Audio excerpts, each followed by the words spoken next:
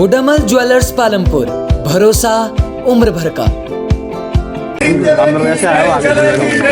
मुख्यमंत्री धमकाना बंद करो, बंद करो, मंत्री धमकाना बंद करो, बंद करो, बंद करो। विधानसभा बजट सत्र के तीसरे दिन की शुरुआत ही हंगामे के साथ हुई। बजट सत्र के पहले दिन हुए राज्यपाल के साथ अभद्र व्यवहार के मामले को लेकर कांग्रेस के 5 विधायक विधानसभा अध्यक्ष द्वारा पूरे सत्र के लिए निलंबित किए गए हैं, जिनकी बहाली को लेकर कांग्रेस विधायक सुखविंदर सिंह की तरफ से पॉइंट ऑर्डर के तहत सदन में प्रस्ताव लाया गया। लेकिन मुख्यमंत्री ने साफ तौर पर कहा कि जब तक कांग्रेस के विधायक राज्यपाल से माफी नहीं मांगते हैं तब तक निलंबन वापस नहीं लिया जा सकता है। इस पर विपक्ष के विधायकों ने सदन में नारेबाजी शुरू की और सदन की कार्रवाई से वॉकआउट कर दिया।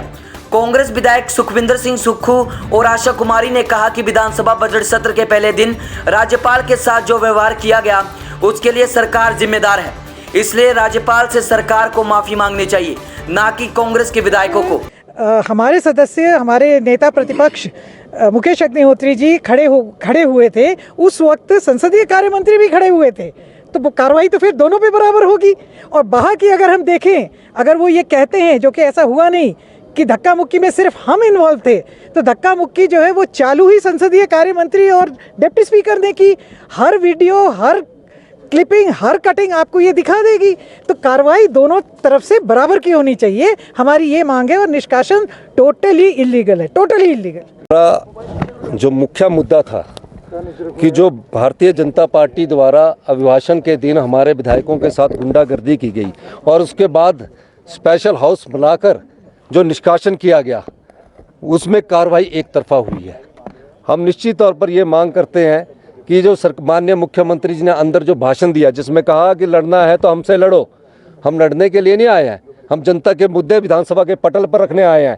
महंगाई आसमान छू रही है, कोरोना काल में जो राजीव बिंदल जी को इस्तीफा देना पड़ा भ्रष्टाचार के कारण, उन मुद्दों पर चर्चा करने आए हैं। यही नहीं, किसान विरोधी पूरा आंदोलन हो रहा, उन मुद्दों पर चर्चा करने आया है। हमारा पार्टी का एक ही मकसद है, पूरी विधायक दल कांग्रेस पार्टी जो अनुचित फैसला 5 विधायक जो हमारे हैं, मुकेश अग्निहोत्री जी, सुंदर ठाकुर जी, हर्षवर्धन चौहान जी, विनय कुमार जी, सतपाल रायजादा जी, इन 5 का निष्कासन रद्द किया जाए। माफी मांगना, किस चीज़ की माफ़ी मांगनी है?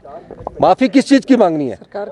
सरकार की गलतियों की माफ़ी मांगनी है। सरकार अभी भी बोल रही है कि हम अविश्वास प्रस्ताव ऐसे ही पढ़ा जाता है, हम विश्वास ही नहीं लेंगे। विपक्ष को बोला, मुख्यमंत्री महोदय ने अपने भाषण में बोला कि जब हमारा अभिभाषण था, ऐसे कई राज्यों में होता है। ठीक है, कई राज्यों में होता है, लेकिन जब भी बिजनेस एडवाइजरी कमेटी की मीटिंग होती है, उसमें बताया जाता है कि मुख्य गवर्नर साहब का स्वास्थ्य ठीक नहीं है, तो तकरीबन वो पहली 4 लाइनें पढ़ेंगे और अंतिम 2 लाइनें पढ़ेंगे। उन 2 लाइनें पढ़ने के बाद उस भाषण को खत्म कर दिया जाता, उसमें हमें कोई आपत्ति नहीं है। ये जितना भी एपिसोड हुआ, उसके बाद जिस तरह से एनएसयू आई, जिस तरह से कांग्रेस के लीडर, और आज का जो एपिसोड आप लोगों ने देखा है विक्रमादित्य जी ने, मैंने तो हाउस में भी कहा है कि मेरे को जिस तरह से उन्होंने मुंह के आगे आ करके अपनी सीट से उठ करके नज़दीक आकर के कहा है कि तू बैठ जा, नहीं तो तू देख ले, तू शिमला में है, ये इस तरह की बात उन्होंने अंदर हाउस में कही है।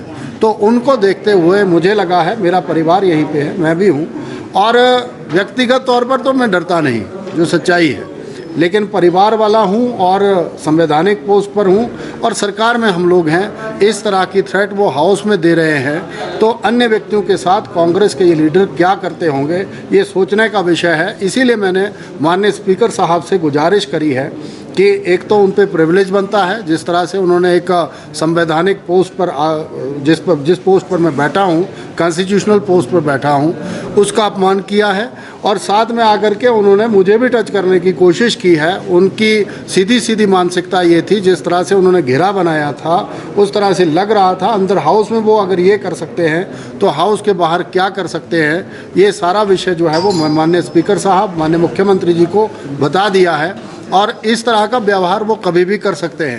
उज्ज्वल हिमाचल के लिए शिमला से ब्यूरो।